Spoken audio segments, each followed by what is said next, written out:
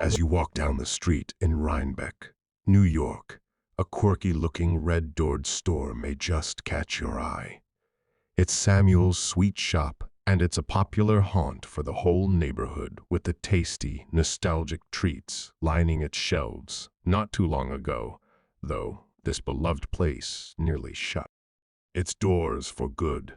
Luckily, Paul Rudd and a few of his super-famous friends stepped in to save the day in the most unusual way. Samuel's is roughly 400 square feet in size, boasting just one floor. But here's the thing, it makes full use of the relatively small space, because as soon as customers walk through that red door, they're greeted by packed shelves covered in candy, with even more treats behind the counter. Samuel's really does feel like an old-fashioned candy store from the past, and that's arguably one of its greatest strengths. Nostalgia can entice anyone, yet it'd be unfair to say that customers are only drawn in by the shop's uniquely quirky aesthetic because the products on offer are pretty good too. You can sink your teeth into mouth-watering creations such as the over-the-top, for instance. This beast more than lives up to its name, combining a couple of unlocked Oreos with a peanut butter cup from Reese's. And if that wasn't enough, the whole thing is layered in chocolate as well. Indeed. Samuel's also sells Clodhoppers, an addictive mix that combines graham cracker, peanut butter, chocolate, and pretzel. Is anyone else feeling hungry now? Plus, the store offers cups of coffee if you fancy a beverage. So while that all sounds great, what do the customers actually think of the place? Well, the online reviews are pretty strong, with the average rating on Yelp coming to 4 stars. It's slightly higher on TripAdvisor, while the Samuel's Facebook page houses some good reports too, but away from the internet. A very famous face lavished praise on the candy shop as well. The celebrity in question was comedian Amy Schumer, and she shared her thoughts with the Poughkeepsie Journal newspaper in April 2019. The actress said, "I'm a Samuel's customer. You feel like you're walking into Willy Wonka's chocolate factory." That's quite a comparison, but given what we've learned so far, it's more than apt. So how long have customers been feeling like they've won a golden ticket in Rhinebeck? To answer that question, we first need to go back to a key time in the founder's life. You see, the inkling of an idea started to form in his mind during his childhood years. The youngster's name was Ira Gutner, and he often frequented Yankee Stadium with his dad and uncle to watch the New York Giants. Now, as any sports fan will tell you, people can develop an unbreakable routine when following their team across a season, and Gutner was no different in that respect. Yes, Gutner was a frequent visitor of Pot Roast Sadie's whenever he went to see the Giants with his dad and uncle. It was a pretty diverse establishment, serving as both a delicatessen and a candy parlor. The youngster became infatuated with all sugary loveliness on display, which ultimately led to the founding of Samuel's. It didn't happen immediately, though after all, Gutner was still very young at the time, and even as he got older, the candy enthusiast seemed to be heading further away from his eventual destiny, because he was firmly ensconced within the clothing sector in New York City during the early 1990s. Yet, everything changed in 1993, because Gutner became acquainted with Rhinebeck for the first time, and while he was there, he had his eyes open for any kind of candy shop in the community. Unfortunately for the city worker, his search wasn't successful, but the disappointing results weren't in vain, because Gutner saw an opportunity to capitalize on this gap in the market ahead of a significant moment in April 1994. Yes, he finally opened Samuel's Sweet Shop. Quite a journey, right? And you might be wondering if the founder looked after everything himself once the store got going in Rhinebeck. Well, some 14 years on from the grand opening, Gutner was on the lookout for an assistant to run the parlor, and in the end he recruited an economics graduate named John Traver. The pair were already familiar with each other, as Traver previously held a job at Samuel's as a teenager. Traver and Gutner formed a wonderful bond during that initial spell, ultimately leading to their business partnership in 1928.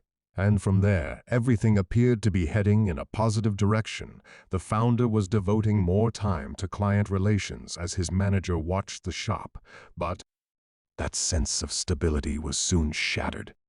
What happened? Well, as Samuel's was approaching its 20th year in business, Gutner suffered a fatal heart attack at his house on April 4, 2014. Reflecting on that sad time, Travers spoke to the Groundhog website in April 2018, offering a glimpse of the reaction across the village. Unsurprisingly, everyone was hurting. Trevor told the website. Obviously, the community was heartbroken. I was heartbroken, and I was really scared. His concern was more than justified after all. What would happen to Samuel's now? But as the store's manager contemplated his future with the business, a famous face offered some intriguing words. Now, as we discovered earlier, Samuel's has the power to attract celebrity patrons, along with Amy Schumer. The likes of Hillary Burton, Jeffrey Dean Morgan, and Paul Rudd all frequented the candy store. The aforementioned trio even formed friendly bonds with the shop's figureheads, so that might explain why Burton felt compelled to talk to Trevor after Gutner's death.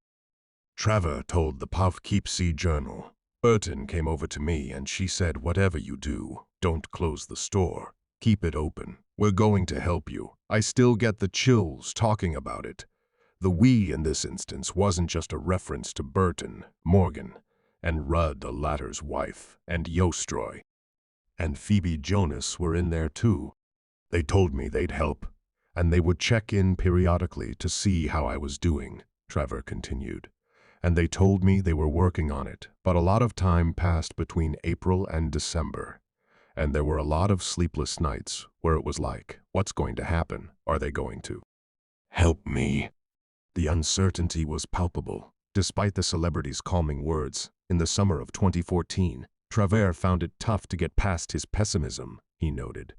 It hadn't happened yet, so you're still kind of operating nervously. Sales tax, rent, electric, phone, pay everybody. Finally came that December.